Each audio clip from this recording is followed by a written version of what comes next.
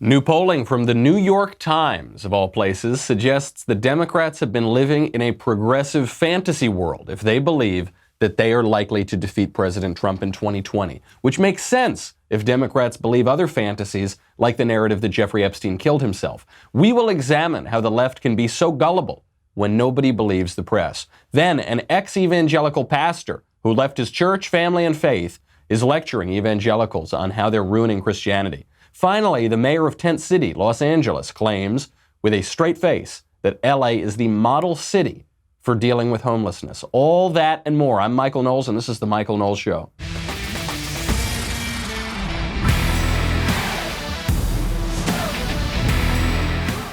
LA is the model city for dealing with homelessness, just like Krispy Kreme is the model company for dealing with obesity. We'll get to that. Unbelievable that they can say this. That's the whole theme. People say with a straight face narratives and storylines that nobody actually believes, beginning with probably the biggest storyline, the most ridiculous narrative, the craziest, wildest conspiracy theory of the last several years.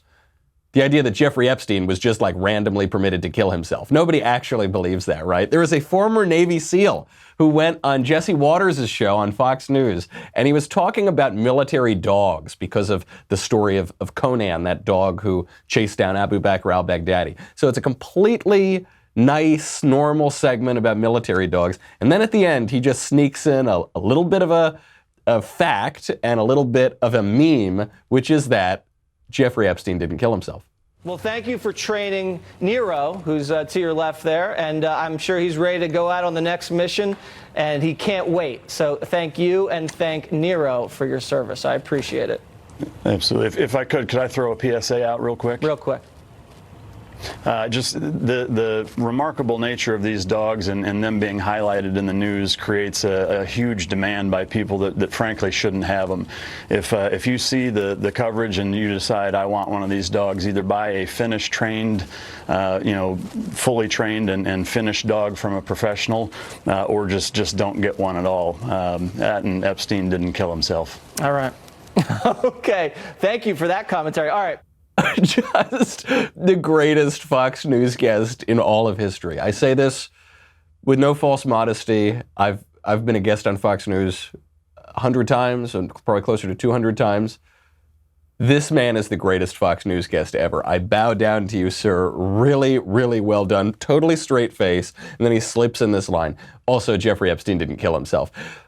What he's saying is not just something that we all believe to be true. He's saying an internet meme. This has become a meme to just give a narrative, state a number of random facts, maybe historical facts, and then at the end, as a non sequitur, say, also Jeffrey Epstein didn't kill himself.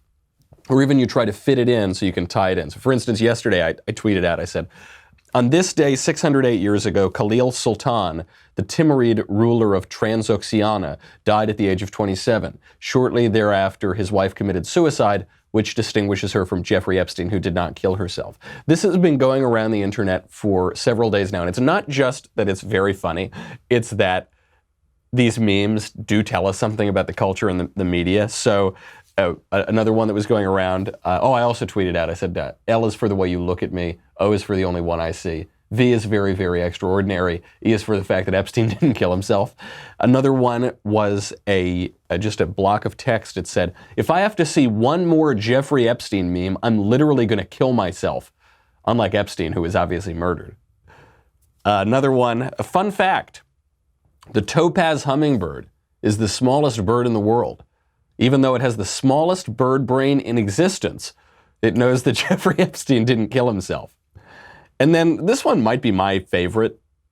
The babirusa is a wild pig whose tusks can grow so long they curve backwards, ultimately impaling their skulls and accidentally killing them, unlike Jeffrey Epstein, who was killed on purpose. Why are the memes so popular? Why did this guy go on Fox News and put that in at the end of his segment? Two reasons.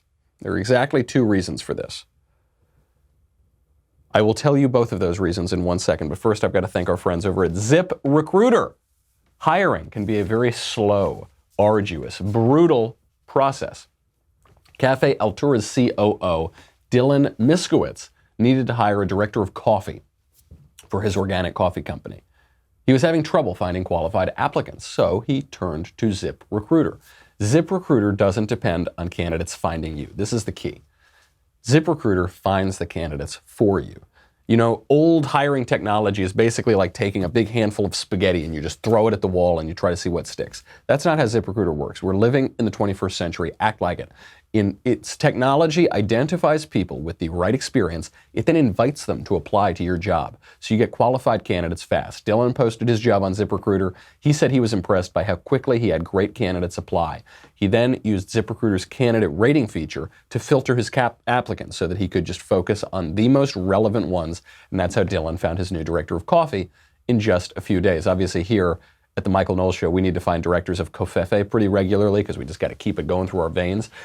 You got to use ZipRecruiter when you want to do that. With results like that, it is no wonder that 4 out of 5 employers who post on ZipRecruiter get a quality candidate within just the first day. Super important. So right now, my listeners can try ZipRecruiter for free at this exclusive web address, ZipRecruiter.com/Knowles, Knowles.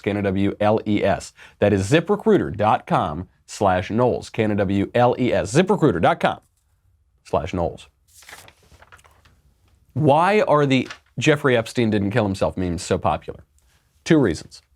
1, we can't trust the mainstream media. 2, we can't trust the mainstream media. Those are the 2 reasons. They're actually different. What do I mean? The media tell us that it was a suicide. We know that the media are in bed with politicians. We know that the media are in bed with some of Jeffrey Epstein's clients and staff members. We know that corporate interests play a role in the media as well. We know that the mainstream media have abdicated their duty as journalists, and so we can't rely on them to tell the truth. Actually, James O'Keefe just showed this today in a breaking story about Jeffrey Epstein. We'll get to that in 1 second. So the first reason is we can't trust the mainstream media to give us the straight news. The other reason that the memes are popular is that we can't trust the mainstream media, and therefore we need to turn to memes because memes beat the mainstream media. Memes beat the mainstream media because they're a way to spread information outside the traditional bounds of the traditional press. This was hugely effective in 2016. President Trump was the meme king. He didn't start this. He just, because he's a product of the popular culture, because he's extraordinarily good at manipulating the media, he became part of this organic grassroots media campaign that used internet memes. Elizabeth Warren right now is trying to capture this same thing, and it's not working. She's got her own meme team. Not gonna work. Never gonna work. She's not built for memes. Why not?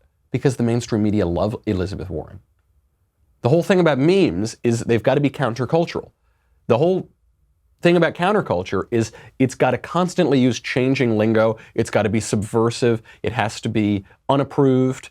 It can't be the main storyline being pushed by the media. Liz Warren has cheerleaders everywhere from the major news outlets all the way to Saturday Night Live. So the memes are never going to catch on for her, but they will for Donald Trump. This was a major joke in 2016, is you had this comparison and an image of CNN or, the kind of corporate media, and it said, who do you think would win in a fight? The establishment, press, deep state, federal bureaucracy, international corporate interests? Then it had a photo of Alex Jones, it said, or a shirtless vitamin salesman screaming on the radio. And it turns out Alex Jones, because Trump won and Jones was considered one of the deplorable people who was backing Donald Trump. And that's hilarious. And that actually became a meme in and of itself. The memes are not just for entertainment. The memes are actually an effective way to spread information and to subvert a mainstream media that is totally corrupt. I did a speech for YAF at USC, this was probably a month or so ago, called The Mainstream Media Are Fake News. I just outlined very briefly some of the connections between the press and the Democratic Party and the mainstream left and the deep state and the bureaucracy and the government. The speech was like 40 minutes long, and I didn't even come close to describing all of the connections. It is totally corrupted from within. Now, James O'Keefe, investigative independent journalist, actually has some new recordings on the Epstein affair. He got a hot mic from ABC News anchor Amy Robach, who was describing how for 3 years she tried to report on the Epstein story. She had information on it, and her bosses at ABC News killed the story.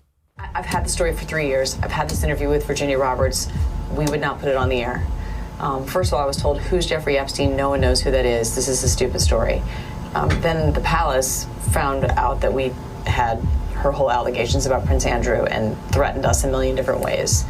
We were so afraid we wouldn't be able to interview Kate and Will that also quashed the story. And then Alan Dershowitz was also implicated in it because of the planes. She told me everything. She had pictures. She had everything. She was in hiding for 12 years. We convinced her to come out. We convinced her to talk to us. It was unbelievable what we had. Clinton. We had everything. I tried for 3 years to get it on, to no avail, and now it's all coming out, and it's like these new revelations, and I freaking had all of it.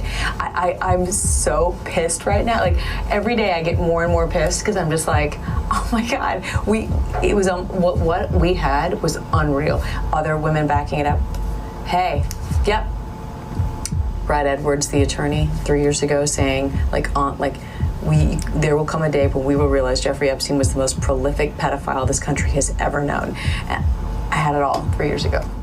She had it all 3 years ago, and her bosses wouldn't let her run it. So this is a hot mic. She's obviously complaining to, I don't know, her producer or somebody on the set about how the Epstein story broke, and she could have broke it 3 years ago. And her job is to break stories, so it would have been very helpful to her professionally, and the story got killed. Did the story get killed because, oh, nobody knows who Jeffrey Epstein is? No, of course not. The point of the news is to break the news, is to do investigations and dig up stories that people haven't heard about and then convey those stories. But that's not what they did. They said, oh, it doesn't matter. It's not a big deal. Did they shut it down for that reason, or did they shut it down because very, very powerful people, perhaps in ABC News, insisted that they shut it down because it wouldn't look good for them? Certainly the latter. And so now you have this meme, Jeffrey Epstein didn't kill himself. And the reaction of the mainstream media, the reaction of people in the establishment, is to say, oh, don't say it, it's ridiculous. Don't traffic in that sort of nonsense. That's a conspiracy theory. Maybe. But what ABC News and the rest of the mainstream media did by covering up this story for 3 years is an actual conspiracy.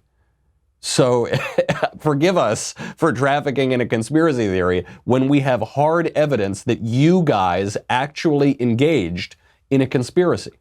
I said this when the Epstein story broke. I said, I don't know how Jeffrey Epstein died.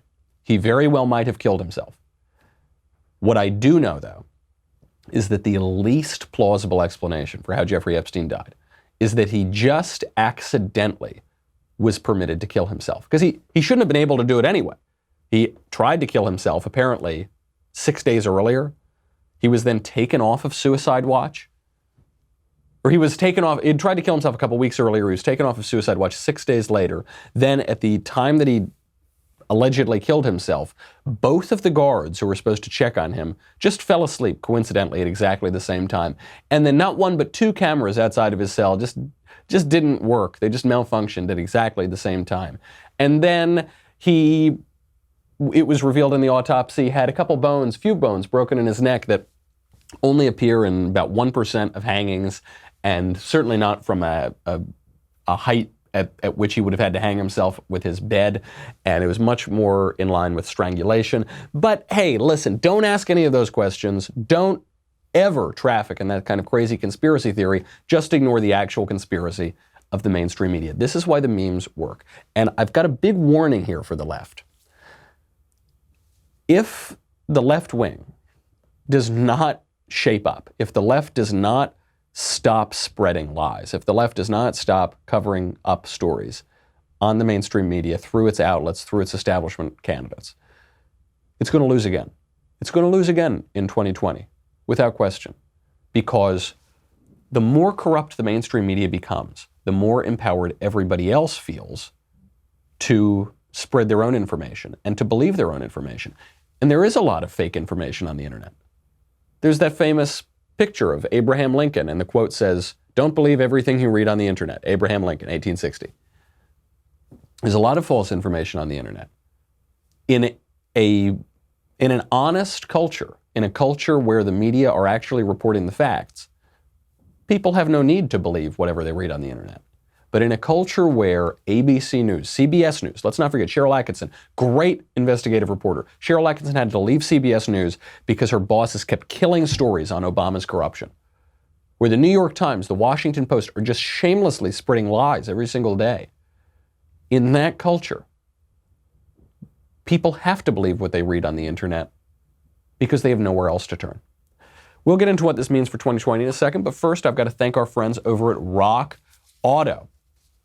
You know me. You know I'm not exactly the most hands-on kind of mechanic, active, fixer-upper guy in the world, okay? I don't know very much about fixing up my house. I certainly don't know anything about fixing up my car. So what I do is when my car breaks down, I go to the auto parts store and I say, okay, I don't know, I need the doohickey for the whatever underneath the hood. And then the auto parts store never has the part. All they do is then they go on the internet and they look up the part and then they charge me a huge markup to get the car part.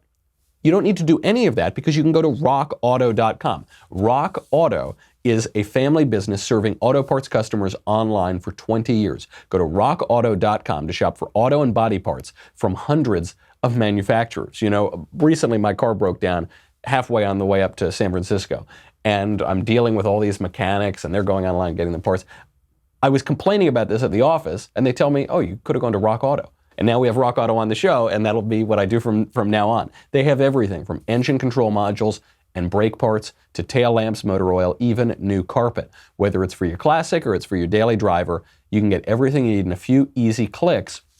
You get it delivered directly to your door. The rockauto.com catalog is unique. It is remarkably easy to navigate. You can just see all the parts available for your vehicle and choose the brand, specifications, and prices you prefer.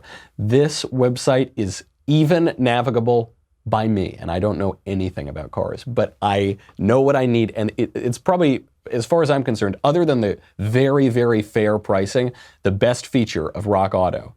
And other than the fact that it's a family-owned business, and other than the fact that they have a great track record, the best feature is it's so easy to get the part you need on the website. Go to rockauto.com right now. See all the parts available for your car or truck. Write Knowles, K-N-O-W, in their How Did You Hear About Us box, and that way they will know that we sent you, and that would be very good. rockauto.com, fill out Knowles in the How Did You Hear About Us. So now, James O'Keefe actually has new recordings on the Epstein affair. We actually see the mainstream media lying and admitting they're lying and just going, exposing the conspiracy of the conspiracy of the conspiracy theory. What does this mean for President Trump? It's good news. The more the media look foolish, the less people are going to believe what the media tell us. The media told us in 2016 that there was a 120,000% chance that Hillary would win, 0% chance that Trump would win. There's no reason even to go to the polls. We heard that the day before the election, I kid you not, 99% chance Hillary wins, 97% chance that Hillary wins. All the scientists who allegedly say that global warming is going to kill us all, I guess they all went and they were the only people polled and they all voted for Hillary. So 97% of people are going to vote for Hillary. And then it didn't happen. Then Trump won. And we decided, maybe we're not going to believe the media. And yet now for the past few weeks, we've been hearing more and more polls. Trump is going to lose. The majority of people support impeachment. The majority of people across America want to elect Joe Biden. Fox News, of all places, had a poll out that showed that not only is Biden leading the 2020 Democratic presidential primary race, he's beating Trump in a head-to-head matchup by 12 points. Wow. It's like the race is already over. Trump should start packing his bags, right? Head on down to Mar-a-Lago, which is now going to be his primary residence. We were told that Bernie Sanders has an 8-point lead on Donald Trump in a head-to-head matchup, 49-41. Elizabeth Warren has a 5-point lead over President Trump, 46-41. Now that's within the poll's margin of error, but still, Warren, wow, that was a Freudian slip. I said Hillary instead of Warren. Gosh, that tells you a lot about the campaign. She's still beating Trump. Pete Buttigieg is even tied with Trump. Pete Buttigieg, a mayor of a small town. And then Hillary Clinton, actual Hillary Clinton, not Elizabeth Warren Hillary 2.0, but Hillary 1.0, if Hillary got into the race, according to this Fox News poll, she has a 2-point edge. She would beat Trump by 2 points. So it's all over, right? No. The New York Times has another poll out that doesn't just look at the national landscape. Because I'm skeptical of all polls, as you know. I'm very, very skeptical of national polls because it's turned out that some of these polls have been seriously oversampling Democrats. But the polls that I start to get a little more interested in are the state polls, because the election is not based on popular vote. It's not the United People of America, it's the United States of America. So the elections are done on the state level. And specifically, a handful of states, the battleground states, are going to determine the presidential election. So the New York Times drilled down into these battleground states, and they realized something horrifying for the left, which is that when you look at the states that are going to decide the election, Michigan, Pennsylvania, Wisconsin, Florida, Arizona, North Carolina, things are looking a lot tighter there. Doesn't matter if the Democratic nominee wins by 50 points in California or New York. The Democrat's going to win California or New York. What matters are these battleground states. When you look in the battleground states, is Biden up 12 points on Trump? No. He's up 1 or 2 points in all states but North Carolina, where President Trump is actually up 2 points. So they're in a dead heat in all the battleground states. How about Bernie? Bernie is up 3 points in Michigan on Trump, head-to-head. Bernie is tied with Trump in Wisconsin. Trump is up everywhere else in the battleground states. How about Elizabeth Warren? Trump beats Elizabeth Warren head-to-head in every battleground state. How about Pete Buttigieg? Give me a break. Pete Buttigieg, he doesn't even register. Trump is up on everybody. By the way, Trump is up on Liz Warren in the battleground states before she rolled out her ridiculous Medicare for All plan, which is going to be extraordinarily unpopular. $52 trillion. Not exactly going to play in Peoria, certainly not in these more moderate states. Trump is, how about in Iowa? Iowa is one of these kind of bellwether states. Trump is up on every candidate in Iowa. The New York Times is actually the outlet now who's saying, hold on a second, don't get too excited. Don't feel like you can just nominate the furthest left candidate. Don't, watch out. Maybe let's not go all the way in for Liz Warren just yet. Hold on a second. But nobody's paying attention because the left is living in this fantasy world. The fantasy world in which they believe that they can just tell you what reality is going to be and thereby force reality into existence. This is what every one of these grand poobahs at the mainstream media networks thinks. They say, we don't need to cover the news. We are not beholden to reality. We are not going to be honest stewards of reality and convey that to the people. We are going to, in our own imaginations, write the news, and by virtue of our narrative, we will force that on reality. That's the opposite of what the press is supposed to do. And the New York Times, which has been in the press for a long time, is beginning to say, gosh, that didn't work out for us in 2016. Maybe it's not going to work out for us in 2020. You're seeing the same thing now with the leading Democratic candidate, Joe Biden. You remember, the whole problem with Joe Biden is that he engaged in some serious corruption, or it looks a lot like he engaged in serious corruption. His son was engaging in corruption, and the press has been telling us there's no evidence of it. Joe Biden has been lying through his teeth, demonstrable lies in just the past few days. Said he never knew his son was on the board of that energy company in Ukraine, even though his son admitted that they talked about it. Said his son did nothing wrong, even though his son just resigned from the board. Basically said, I did nothing wrong and I'm sorry and I'll never do it again. Now we have new information about this corruption. We have new information out that the energy company that Joe Biden's son sat on the board of did in fact push the Obama administration to end its corruption investigations in 2016. We'll get to that in a second. We'll get to the effect of impeachment on that race. Then an ex-Evangelical pastor is lecturing other evangelicals about how terrible they are for supporting the Republican president. We'll get to that kind of hypocrisy. Eric Garcetti, mayor of Tent City, Los Angeles, says that LA is the model for dealing with homelessness. And so much more we have to get to. But first, I've got to say thank you to our friends over at Liquid IV. You know how much I love liquid IV. What is liquid IV? It's the fastest, most efficient way to stay hydrated. Now, look, I run a little hot, okay? I'm Sicilian, I've got kind of oily skin. So I would need liquid IV to stay hydrated anyway. Athletes love liquid IV because it just helps you hydrate 2 to 3 times faster and more efficiently than water alone, with an added bonus of vitamins C, B3, B5, B12, and B6. I'm not the most athletic guy, okay? Closest I come to playing a sport is poker. So maybe I smoke a cigar during that so I can exercise my lungs. But the other thing that liquid IV is very good for is if maybe you go out, you have a couple adult beverages, have a couple Coca-Colas with the boys, sometimes the next morning you don't feel so well. Your head kind of hurts a little bit, you're dehydrated.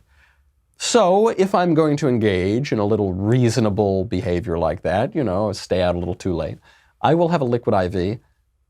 It's amazing. It works so incredibly well. I love it. It's just a little powder. You just take it out, you put the powder in the water. It tastes very good, unlike some of these other brands that don't taste that good.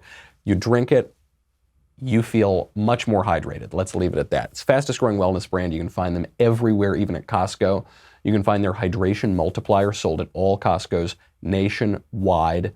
Liquid IV provides the same hydration as drinking 2 to 3 bottles of water. I love it. Right now, my listeners get 25% off at liquidiv.com when you use my code Knowles, K-N-W-L-E-S, at checkout. That's 25% off anything you order on Liquid IV's website. Go to liquidiv.com. Enter my promo code Knowles to get your savings and start getting better hydration. Liquidiv.com, promo code Knowles, K-N-W-L-E-S. Don't wait. Start properly hydrating today. New information. Hunter Biden, the company that he was on the board of, pushed the Obama administration to end the corruption investigation in 2016. A representative from Burisma, the energy company, sought to meet with the Undersecretary of State, Catherine Novelli, to discuss allegations of corruption and to maybe discuss a way out of it. This is according to the award-winning investigative journalist, John Solomon. This happened in February 2016. There were emails between the State Department officials, which stated, this is between State Department officials. Per our conversation, Karen Tramontano of Blue Star Strategies requested a meeting to discuss with Undersecretary Novelli remarks alleging Burisma of corruption. She noted that 2 high-profile U.S. citizens are affiliated with the company, including Hunter Biden as a board member. Tramontano would like to talk with Undersecretary Novelli about getting a better understanding about how the U.S. came to the determination that the company is corrupt. So there's a lot here. First of all, we know that the State Department considered this company corrupt. They're saying it right here in the memos. We know that Hunter Biden's presence on the board was being used by the company to get out of this corruption investigation and skirt the rules. That's also in the email. And yet, the media are going to lie to us and say, there's no evidence, there's no big deal. This is it. This is the evidence. We have it right here in black and white. But some people aren't going to believe what they see with their own eyes. They're going to believe the narratives crafted by the mainstream media, which is a very bad idea. That will mislead you, that will force you to believe fantasies, like the fantasy that Jeffrey Epstein killed himself. We will get to why the ex-Evangelical pastors don't understand the evangelical movement. We will get to Christian support of President Trump. We'll get to homelessness. We'll get to a whole lot more fake news narratives. But first, I've got to say goodbye to Facebook and YouTube. You know, the founder and leader of ISIS is dead, thanks to America's goodest dog. So you can now get the shirt that'll turn even the most hardcore cat fans into dog lovers. That shirt is the Zero Bark 30 shirt. Let's see it here. Zero Bark 30, available now at the Daily Wire Amazon store. It's one of my favorite shirts we've ever made. Huge fan of it. So head on over there, get your Zero Bark 30 shirt, and we will just keep the pun apparel coming. DailyWire.com. We'll be right back with a lot more.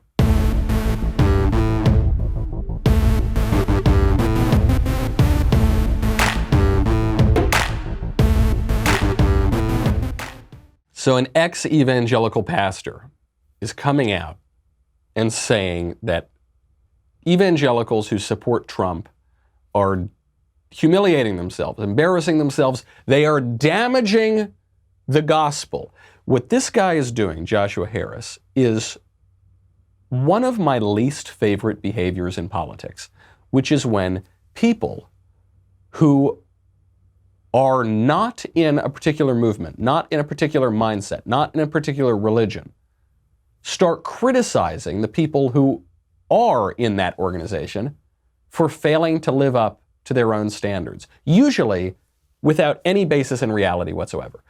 Here is ex-Evangelical Joshua Harris's claim. Sounds like you think the church has made a massive mistake by becoming so identified with President Trump. I think it's incredibly damaging to the gospel and to the church. And you give advice. You still give advice. How do they give advice? How do they unwind that? What should they do? I don't think it's going to end well.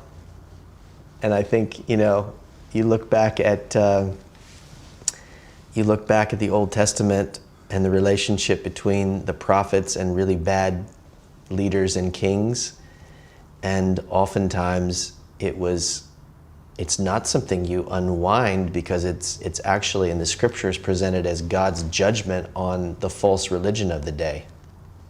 You think Christians today who are embracing President Trump are due for a judgment? I think it is the judgment. I think it is part of the judgment. What do you mean by that? To have a leader like Trump, I think, is in itself part of the indictment that this is the leader that you want and maybe deserve, that represents a lot of who you are. What? What verbal gobbledygook is that? Obviously, this man is very confused, so let's try to clear up some of the confusion.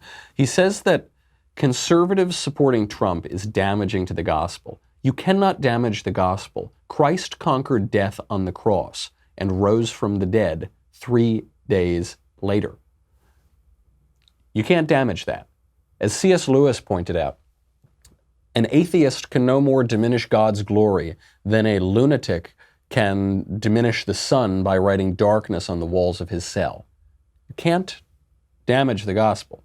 You can engage in heresy, you can disbelieve, you can turn away from God, but you can't damage the gospel. The gospel happened. It's done. Our Redeemer lives. Then he says that people who voted for Donald Trump are calling judgment down upon them. Let's just remind people what it means to vote for Donald Trump. You had two choices in 2016. A woman who was campaigning on killing 1 million babies a year and taking away all of your constitutional rights and taking away your religious liberty, and Trump, a guy who said he wouldn't do those things and would protect life and would protect religious liberty. We knew how wicked Hillary Clinton was. We weren't quite sure how wicked Donald Trump was. We knew that he lived a sort of colorful life and was a very broken man, as are we all. But those were the choices. Kill 1 million babies a year, take away your constitutional rights, take away your religious liberty, protect life, keep your religious liberty, keep your rights. Maybe. That's not a hard choice. That's not a wrong choice. That's not an evil choice. That's not calling down judgment. The right choice was to vote for Trump. And if this guy is upset about that because he didn't do that or he thought Trump would be worse than he is or whatever, okay, fine, I get it. It was a difficult choice in so much as Trump is such a weird political candidate that it allowed people to become confused. I get it. That's fine. But that was the right choice. And then you know it's the right choice because he's asked by the interviewer, what judgment is being called down upon people for this? And the guy says, I don't know. We'll have to see. It's not going to end well. The judgment is having Trump president. So now he's saying that the judgment is going to be that people get what they asked for? Okay. If this is the judgment, not so bad. Could things be better in the country? Sure. Are things a lot better than they would have been under President Clinton? Yeah, a lot better in every way. Okay, that's fine judgment. He's obviously very confused. He isn't seeing moral questions very clearly, and perhaps that has something to do with the fact that he's made a complete disaster of his own life, as he explains in the same interview. As a very young man, you wrote a book that sold 1 million copies. Yeah, it was called I Kissed Dating Goodbye, and that got a lot of attention because it was a radical idea. We shouldn't just not have sex, we should stop dating because dating is leading to us making these mistakes. So the first time you kissed your wife was? At the altar, yeah. I got married about a year and a half after that book was released, and then dove into being a pastor and pastored a church for 17 years. I was a pastor there. And then this summer you went on Instagram and said essentially, I don't believe. By all the measurements that I have for defining a Christian, I'm not a Christian. What do you mean by that? I was really just trying to be honest about the fact that all the ways that I had defined faith and Christianity, that I was no longer choosing to live according to those. Most significantly, the decision that my wife and I made to end our marriage. Some people were angry. A lot of people were angry, understandably. Understandably, at least he has a little self-awareness there. Because what he's doing is, it's not just Joshua Harris who does this, a lot of people do this. You will always hear, every single day, if you go on the internet, you will hear atheists criticizing Christians for supporting Donald Trump because they say this is unchristian. These are people who know nothing about Christianity, or who at the very least are extraordinarily confused about Christianity, who don't believe in Christianity, who don't think Christianity is true or good, assailing people who do believe Christianity is true or good and who know much more about Christianity than they do for supporting Donald Trump because they say it's unchristian. How about like 1 ounce of humility? If you don't, it's not a big deal if you don't understand something. All of us don't understand most things. But just a little humility. Instead of saying, you're a terrible Christian because you do something that I don't quite understand, and you also profess a faith that I don't understand and don't believe in and don't think is good. But you're bad for that reason, for some reason. How about a little humility? I hear this, there's a guy, John Fugelsang, who I sort of like. He's a liberal radio guy who refers to people who support Donald Trump as fake Christians. John Fugelsang knows absolutely nothing about Christianity. He knows actually less than nothing because he knows a very little bit, and a little learning is a dangerous thing. So for instance, he thinks that the scriptures defend abortion. And this is because there's one translation of one verse out of context of the book of Numbers that could be misinterpreted to refer to a miscarriage rather than infertility. One translation among zillions of translations of the Bible. And he'll twist that and say that everybody who supports Trump is a bad Christian. That isn't true. Before you cast aspersions like that, you should just have the intellectual humility and the curiosity to learn something yourself. What Joshua Harris says there is a lot of people are upset at him because he's left the church, he's left his wife, he's left his faith, and he made himself out to be this great evangelical Christian leader. This guy always had profound theological errors in what he was peddling, like very deep theological errors. He was the guy who came up with the idea that you shouldn't date. He says, how I kissed dating goodbye, and created this whole purity culture that is ahistorical and deeply misunderstands the nature of the faith. And then, surprise, surprise, he ran into troubles with his faith because his version of it was unsatisfactory to him, was insufficient, was inadequate. Now he's left the faith, and people are rightly angry because he's causing scandal. A scandal is not just when a politician gets caught with his secretary. A scandal is when you lead people away by your example because you've done something wrong. This is one of my great incentives not to sin, is I have not no problem, but I could easily be tempted to sin if it were just involving me. And then, I go to confession and I repent of it and I'm very sorry and I go back to living my life. But it doesn't just involve you, especially if you make yourself a public persona, like Joshua Harris did, because by your example, you could lead people away from the truth and lead people away from the faith. And that's a very bad thing. So I'm glad that he has that slight awareness, but then he immediately turns it around and says, and by the way, if you vote for Trump, you're a terrible person and destroying Christianity. Hey, buddy, you left your church, you left your wife, you left your faith. I'm not even attacking you for it. Obviously, you've got some deep confusion and a lot of suffering going on, and you need to figure your life out. But maybe you're not the best guy to lecture all of us on Christianity. Maybe you're not the best guy to lecture all of us on how to live your life, okay? You did that for your entire life, and then it didn't work out for you, and you led a lot of people down a lot of bad paths. Maybe step back a little bit. Same thing with the media, what we were talking about all day. The mainstream media, which lie to us all the time, which are caught in scandal, actual scandal, because they're the ones who purport to tell the truth, and they are caught covering up the truth and spreading lies, which destroys our faith in the mainstream media, destroys our faith in these institutions that we should be able to trust, and leads us to believe internet memes because the internet memes are truer than the mainstream media. Those guys have the audacity to say democracy dies in darkness, Washington Post. Facts first, CNN. We just report the facts. We're defending them. No, you're not. You're not. Which is fine. You're going through a period of intense corruption. Sort your affairs. Get your house in order before you all lecture us. I just have no patience for it anymore. I have no...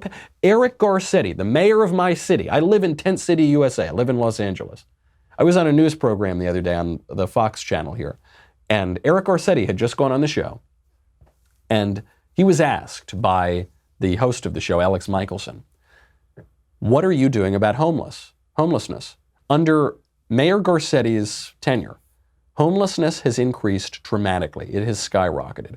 In just 1 year, 2017 to 2018, homelessness increased in LA County by 13%, and then in LA City by 16%. 16% in 1 year. And Garcetti says with a straight face, there's no question LA is the model for dealing with homelessness. How can you say that? How can you gaslight us all like that? Look, if Eric Garcetti came out there and said, hey, homelessness is a really hard problem. We're having a lot of trouble with it. We're being hampered by state and county regulations. It's just, we're working on it. We're trying to get more cops on the beat to bring people in, and we're going to do our best and make it happen. At least then we could respect the guy. But he can't do that. And this story does tie in with another story. We're going to have to get to it tomorrow. Because it's just that gaslighting is so offensive to all of us. It leads you to distrust all of your institutions. That is the real scandal, because I actually, as much as I love the memes, as much as I love that Epstein didn't kill himself, as much as I love all the wild west of information that we have now, I actually would prefer to live in a country where we can have some faith in our institutions, where we can trust the media to not lie to us every single night, where we can trust the government not to spy on its own citizens and to spy on rival presidential campaigns like the Obama administration obviously did. I would like to live in a government where the courts support the rule of law and defend our Constitution, where half of the country didn't hate itself, where half of the country didn't protest the American flag. I would rather live in that country, because then we could talk about politics less. You know, C.S. Lewis, to bring him up again, had a line on this where he said, a country that doesn't talk about politics at all is in danger of dying, because, obviously Lewis wrote it more eloquently than me, but I'm paraphrasing. It's in danger of dying because, in the same way, a sick person who doesn't pay attention to what's going on with his health could die as well. But a country that spends all of its time talking about politics, a country such as ours, where we can't trust our institutions, where we don't believe anything that the mainstream media or the establishment are telling us, a country that spends all its time talking about politics is already so thoroughly sick. The sickness is already through it that it's on the verge of being killed already. much like Jeffrey Epstein, who did not kill himself. That's our show. I'm Michael Knowles. This is The Michael Knowles Show. I'll see you tomorrow.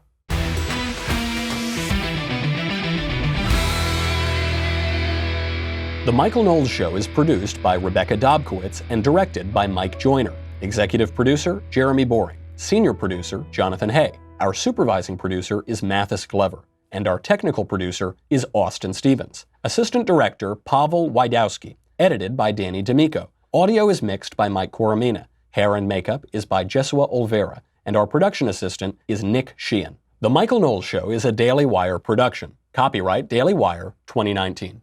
Hey everybody, it's Andrew Klavan, host of The Andrew Klavan Show. You know, some people are depressed because the American Republic is collapsing, the end of days is approaching, and the moon has turned to blood. But on The Andrew Klavan Show, that's where the fun just gets started. So come on over to The Andrew Klavan Show and laugh your way through the apocalypse with me, Andrew Klavan.